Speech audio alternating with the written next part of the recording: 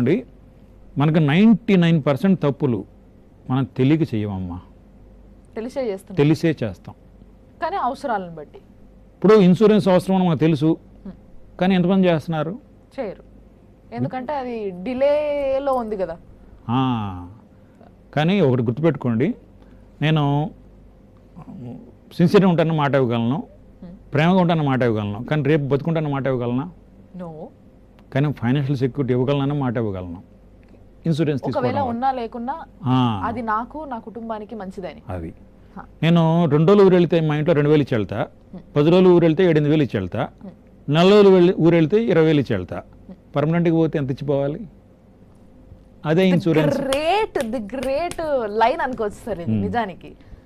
ఎందుకంటే ప్రేమ అనే దాన్ని ఎక్స్ప్రెస్ చేయడానికి మళ్ళీ డబ్బే కావాలని ఇందాక మాట్లాడుకున్నాము, కానీ దట్ ఈస్ ఈక్వల్ టు అన్నది ఆన్సర్ రాలేదు, ఇప్పుడు వచ్చింది. చూసారు కదా, ఆ ప్రేమని ఇప్పుడు మన తల్లిదండ్రులన్నా ఎవరన్నా, మన తల్లిదండ్రులకి మనమన్నా, లేకపోతే కోడళ్ళు కొడుకులు ఎవరు ఉంటారో మన తర్వాత మన ఇంట్లో మన పిల్లలు, వీళ్ళందరికీ మనం ఏ తీరుగా మన ప్రేమను అందించగలుగుతాము అని అంటే ది బెస్ట్ థింగ్ అంటే ఇదే అనమాట. మనము ఎప్పుడు పోతామో చెప్పలేము, కానీ మనము ఆదా చేసిన దాంట్లో మనం పాలసీలు తీసుకున్న దాంట్లో, పాలసీ అంటే ఈ పాలసీ ఆ పాలసీ నాకు తెలియదు, నాకు అవన్నీ సంబంధం లేని విషయాలు, కానీ మనము ఏదైతే ఎన్కేసి మన సెక్యూరిటీ కోసం అని ఏదైతే పెట్టుకున్నామో ముందు ముందు, అదే ఆ లాస్ట్ 20 years కోసం, అవి మనం ఉన్నా లేకున్నా అనుభవించినా అనుభవించకున్నా, అనుభవిస్తే ఓకే హ్యాపీ, మనము హ్యాపీగా ఉన్నట్టే కదా, మనమన్నా సుఖపడ్డాం. లేదు కాదు కూడదు అని అంటే మన నెక్స్ట్ జనరేషన్ అన్న హ్యాపీగా ఉంటుంది.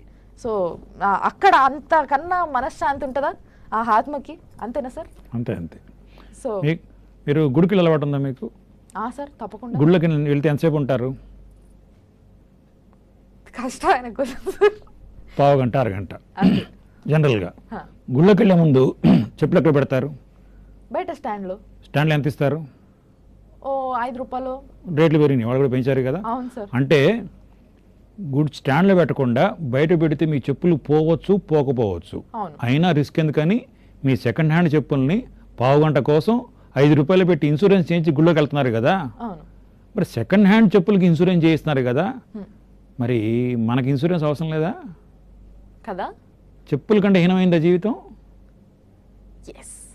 ఆలోచించాలి, ఇది నిజంగా ఆలోచించాల్సిన అవసరం లేదు, ఆన్సర్ వచ్చేసింది డైరెక్ట్గా. కాబట్టి మనం మన కోసం సంపాదించాలి, మన వాళ్ళ కోసం సంపాదించాలి, ప్లానింగ్ కావాలి. Insurance basic need. మనకు తెలిసిన వాళ్ళు ఎవరన్నా చనిపోతే ఫస్ట్ వాళ్ళు ఏడుపు తగ్గని అడిగి ఫస్ట్ క్వశ్చన్,